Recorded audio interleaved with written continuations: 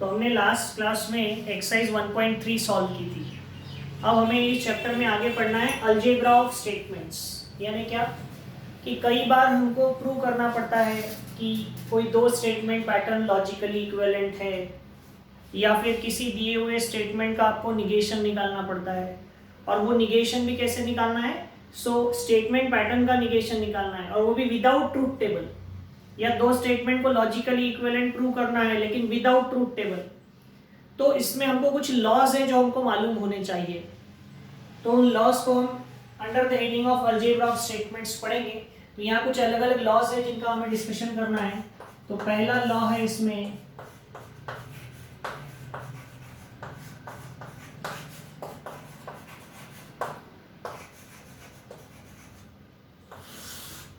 Idempotent law. ठीक है, तो ये आइडेम्पोटेंट लॉ क्या है? ये आइडेम्पोटेंट लॉ ऐसा है कि P और P इन दोनों का अगर एंड ऑपरेशन किया आपने, P and P, so it is P। वो क्या होता है? P होता है। और अगर आपने P और P लिया तो वो भी P होता है। यानी कोई भी स्टेटमेंट का खुद के साथ ही अगर आप एंड ऑपरेशन करते हैं तो वही स्टेटमेंट फिर से आता है, और किसी भी स्टेटमेंट पैटर्न का और ऑपरेशन आप उसी स्टेटमेंट के साथ करते हैं तो वहां पर वही स्टेटमेंट फिर से आता है। तो ये पहला लॉ है। दूसरा लॉ है कॉम्यूटेटिव लॉ।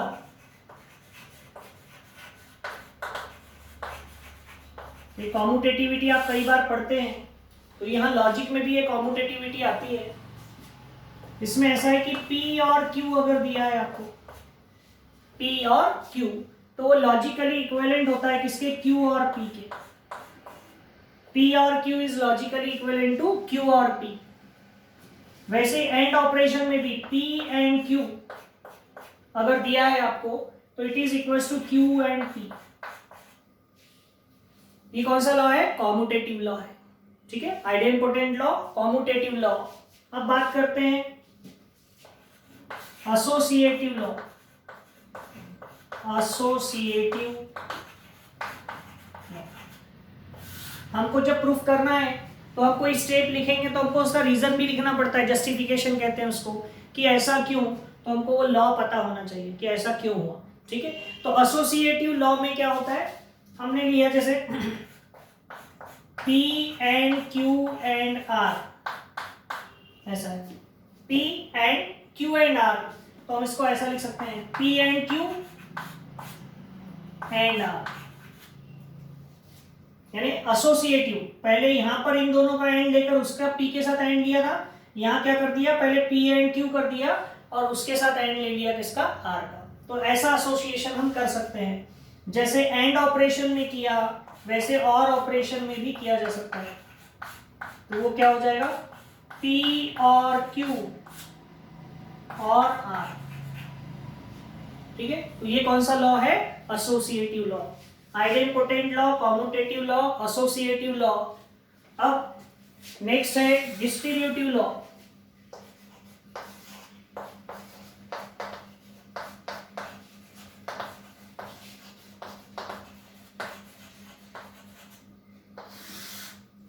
नेक्स्ट लॉ है डिस्ट्रीब्यूटिव लॉ। तो डिस्ट्रीब्यूटिव लॉ क्या है? देखो P एंड Q और R है। क्या है? P एंड Q और R। तो हम इसको ऐसा लिख सकते हैं, देखो डिस्ट्रीब्यूट कर देते हैं P को, तो क्या होगा? देखो P एंड Q, बीच में और P एंड R। देखो ये ऐसा लिखते हैं, कई बार हम नंबर्स के केस में ऐसा करते हैं, 2 in bracket x plus y रहा तो हम क्या करते हैं? 2x बीच में प्लस फिर 2y। यानी यहां पर जो ऑपरेशन था मल्टीप्लिकेशन वो x के साथ भी किया और y के साथ भी किया। यहां भी वैसे देखो p के साथ कौन सा ऑपरेशन था? एंड। तो p एंड q लिखा, जैसे 2 इंटू एक्स, बीच में कौन सा साइन लगाया था? यहाँ प्लस, तो यहाँ पर बीच में कौन सा साइन है? और, तो और लगेगा, फिर p एंड r। ये कौन सा लॉ है? Distributive law. ऐसा ही और एंड के केस में भी होगा। तो ये क्या हो जाएगा, P और Q, P और Q एंड P और R, ठीक है। तो एंड इज डिस्ट्रीब्यूटेड ओवर और एंड और इज डिस्ट्रीब्यूटेड ओवर एंड। ये हो गई डिस्ट्रीब्यूटिव प्रॉपर्टी, प्रॉपर्टी नंबर 4। उसके बाद नेक्स्ट प्रॉपर्टी है D Morgan's law.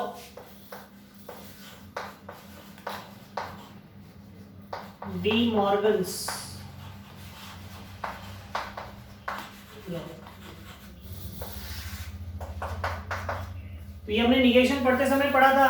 Negation of conjunction, negation of disjunction जो है उसका यूज है यहाँ पर। निगेशन ऑफ P और Q, ये फॉर्मूला पढ़ा है हमने कि P और Q का निगेशन क्या होता है, negation P and negation Q। यानी P डिसजंक्शन Q का निगेशन करना है तो उसका मतलब होता है पहले का निगेशन एंड दूसरे का निगेशन। और वैसे ही एक और है इसमें P एंड Q का निगेशन, तो P एंड Q का निगेशन क्या होगा, निगेशन P और निगेशन P, ठीक है। तो it is called what, D Morgan's law, distributive law, D Morgan's law. Okay, उसके बाद है नेक्स्ट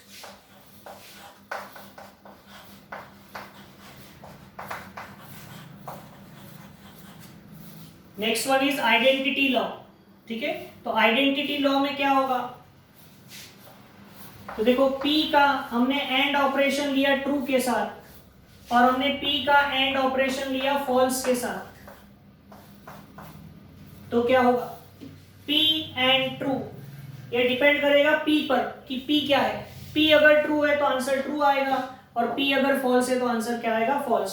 तो P and true, the answer will be P, क्योंकि वो P पर डिपेंड करेगा। P is true, answer is true, P is false, answer is false.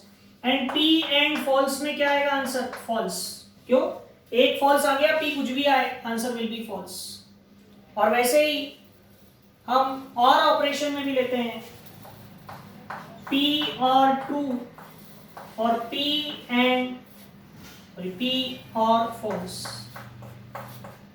क्या होगा, तो और ऑपरेशन P और ट्रू का लिया तो आंसर इज ट्रू और P और फॉल्स लिया तो आंसर इज P, ठीक है। तो ये कौन सा लॉ है, it is called identity law. ये सब हमको याद होना। Okay, now move to the next one, that is absorption. Complement law ले लेते हैं पहले, फिर एब्सॉर्प्शन ले लेंगे। कॉम्प्लीमेंट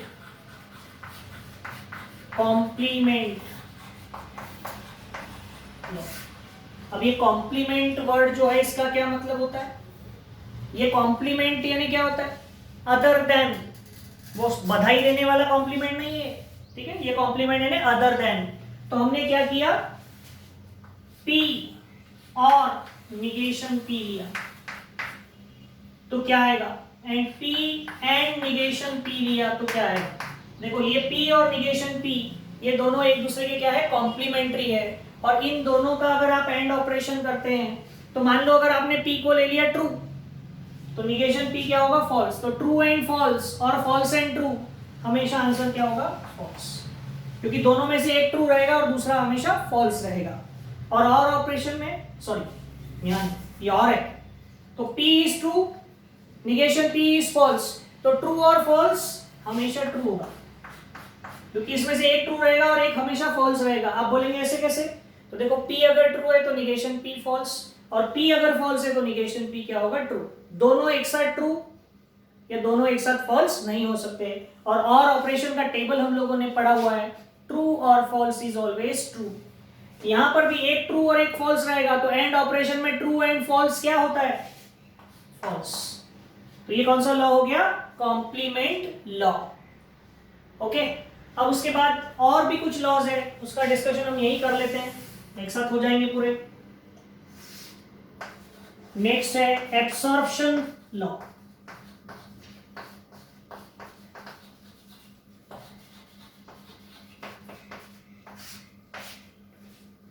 कौन सा लॉ है, एब्सॉर्प्शन लॉ, ठीक है। तो ये एब्सॉर्प्शन लॉ क्या है, अगर हमने लिखा P और P एंड Q, क्या लिखा, P और P एंड Q, तो क्या होगा P और P एंड Q, अगर ऐसा रहा तो इसका मतलब होता है ओनली P। क्या होता है इसका मतलब, ओनली P, जो P है वही आएगा। अगर आप ट्रूथ टेबल बनाकर देखना चाहे तो बनाकर देख सकते हैं, ये स्टेटमेंट हो जाएगा। तो इसको एब्सॉर्प्शन इसीलिए कहते हैं, ये पूरा का पूरा ब्रैकेट क्या कर गया, एब्सॉर्ब कर गया, पूरा का पूरा ब्रैकेट इसने क्या कर लिया, एब्सॉर्ब कर लिया। वैसे ही अगर आप P एंड P और Q करें, यहां पर और था, यहां एंड था, अब यहां एंड है, यहां और है, तो भी कोई फर्क नहीं आएगा, तब भी ये ब्रैकेट एब्सॉर्ब हो जाएगा और आंसर आएगा P। तो इसे हम कहते हैं एब्सॉर्प्शन लॉ। उसके बाद कंडीशनल लॉ।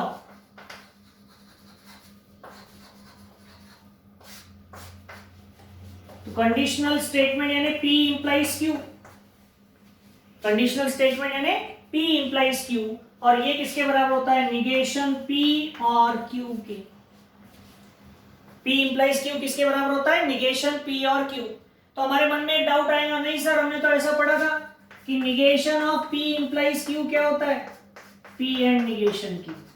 हाँ, तो P एंड निगेशन Q कब होता है, जब यहाँ निगेशन हो, या निगेशन थोड़ी ना, यहाँ तो सिर्फ P इंप्लाइज Q है, तो P इंप्लाइज Q की वैल्यू क्या होती है, निगेशन P और Q। और आखिरी लॉ है बाय कंडीशनल लॉ।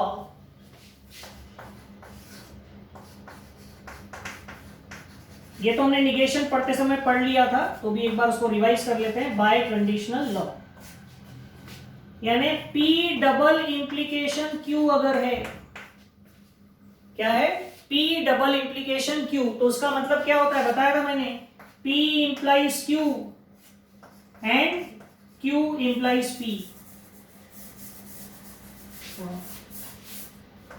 इधर से लेते हैं, P डबल इंप्लाइज Q का मतलब क्या होता है, P implies Q and Q implies P। Double implication का मतलब क्या होता है कि P implies Q and Q implies P। और P इंप्लाइज Q को क्या लिख सकते हैं आप, अभी लिखा हमने, क्या लिख सकते हैं, निगेशन P और Q। और Q इंप्लाइज P को क्या लिख सकते हैं, निगेशन Q और P। ठीक है, तो दिस वे हम ये पूरे लॉज हमको आने चाहिए, इस पर बेस्ड हमको प्रॉब्लम सॉल्व करना है अगली एक्सरसाइज में, तो हमको ये सब लॉज आने चाहिए। ओके, अब हम देखते हैं इस पर डिपेंड एक्सरसाइज। अब देखो, ये जो हमने अभी सब फॉर्मूले पढ़े हैं उस पर बेस्ड हमको ये प्रॉब्लम्स करना है।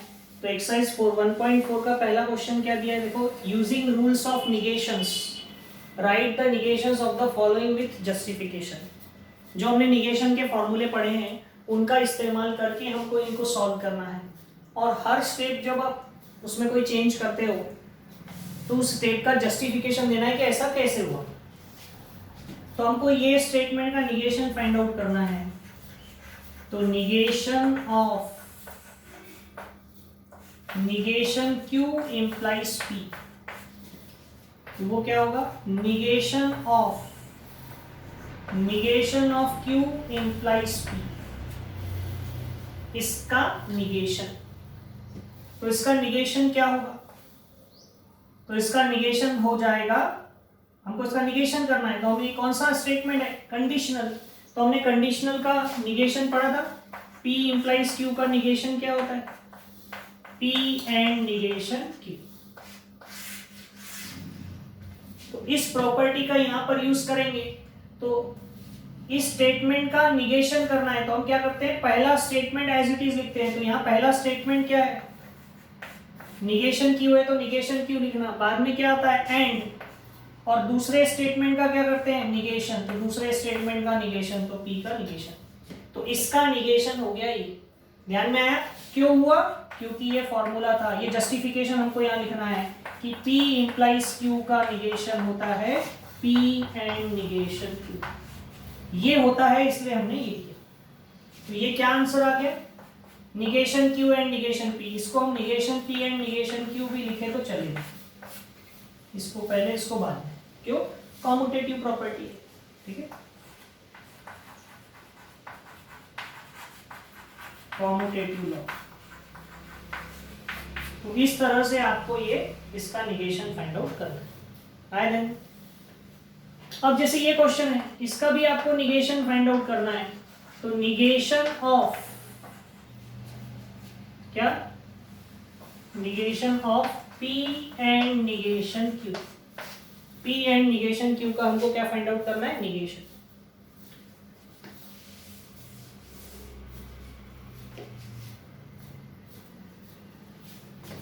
ये हो जाएगा negation of P and Q, P and negation Q, इसका निगेशन फाइंड आउट करना है हमको।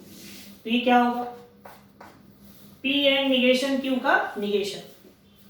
तो इसका निगेशन करना है तो हमने पढ़ा है एंड ऑपरेशन का निगेशन क्या होता है,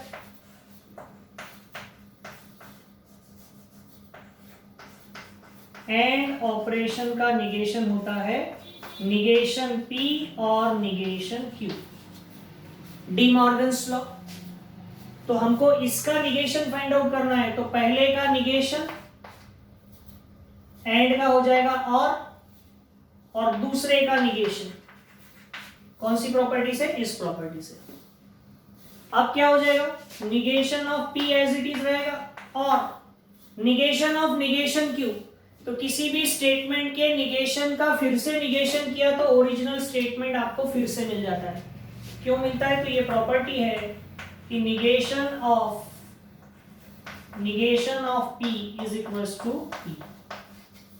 इसके लिए ये प्रॉपर्टी है और इसके लिए ये जस्टिफिकेशन लिखना है आपको। क्वेश्चन में बोला ही है, write the negations of the following with justification. Okay, अब देखो उसके बाद ये फोर्थ क्वेश्चन क्या दिया है आपको, ऐसा एक स्टेटमेंट दिया है, इसका निगेशन निकालना है। इसका निगेशन, निगेशन ऑफ P और निगेशन Q एंड R, आपको इसका निगेशन फाइंड आउट करना है। तो इसे हम ऐसा लिख सकते हैं कि वर्बल हटाकर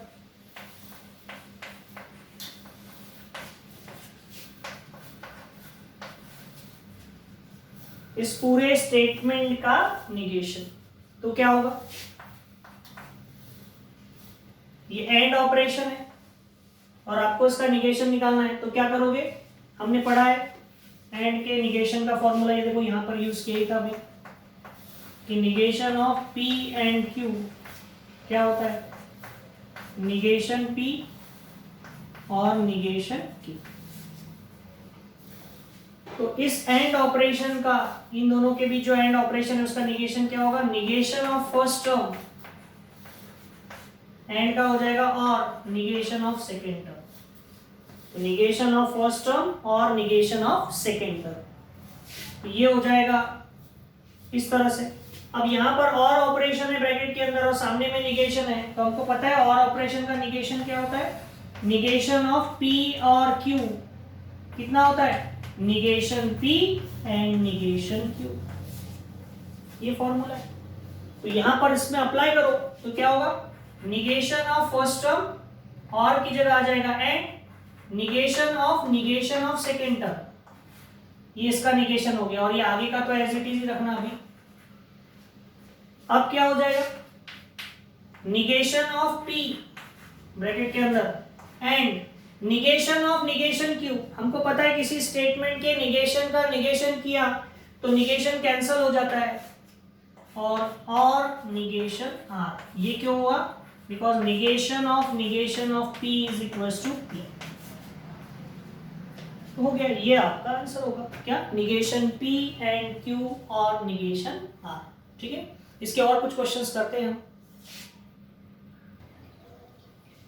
अब देखो इसी क्वेश्चन का क्वेश्चन नंबर 5 क्या दिया है, P इंप्लाइज P और निगेशन Q, इसका आपको निगेशन फाइंड आउट करना है। तो निगेशन ऑफ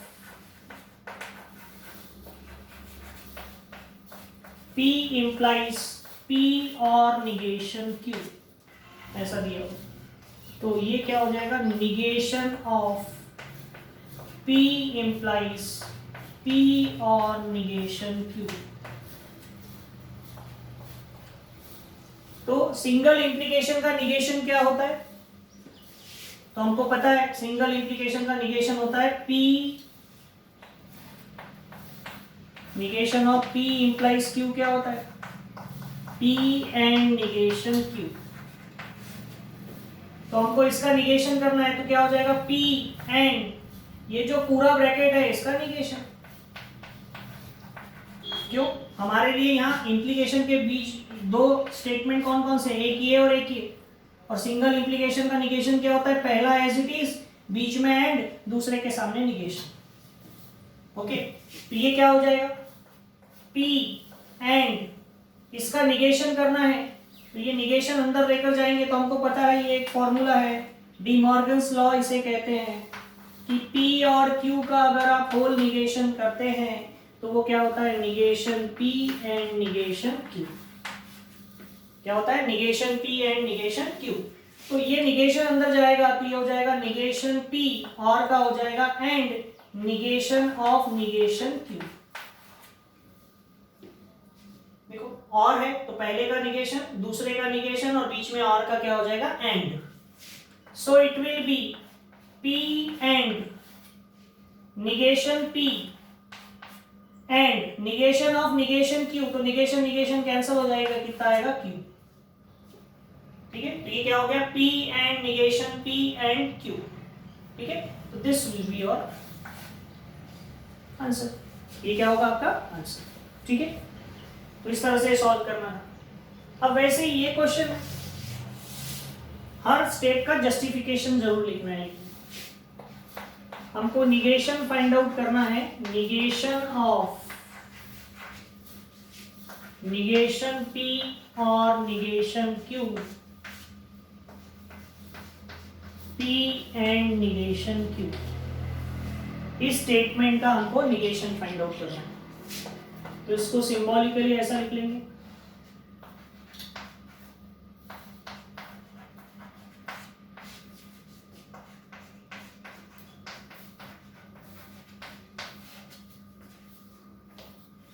तो ये देखो, ये एक स्टेटमेंट है, ये एक स्टेटमेंट है, बीच में और है। तो दो स्टेटमेंट का और के सामने अगर निगेशन रहा तो उसका मतलब क्या होता है? पहले स्टेटमेंट का निगेशन, दूसरे स्टेटमेंट का निगेशन और बीच में और की जगह क्या आ जाएगा? एंड। ये प्रॉपर्टी है। सिंस निगेशन ऑफ P और Q is logically equivalent to negation P and negation Q। ठीक है, अब ये निगेशन को यहां अंदर अगर अप्लाई करते हैं तो और ऑपरेशन है यही वाला सेम, फिर से यही प्रॉपर्टी यहां भी लग रही है, इस स्टेप में भी लगी है और इस स्टेप में भी लगेगी।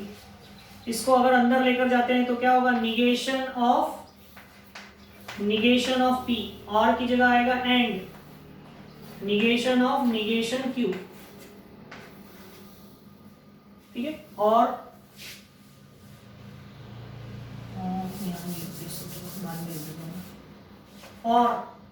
यहां पर भी इसको अंदर अप्लाई करते हैं निगेशन को तो क्या हो जाएगा? निगेशन P एंड का क्या हो जाएगा? और निगेशन ऑफ निगेशन Q।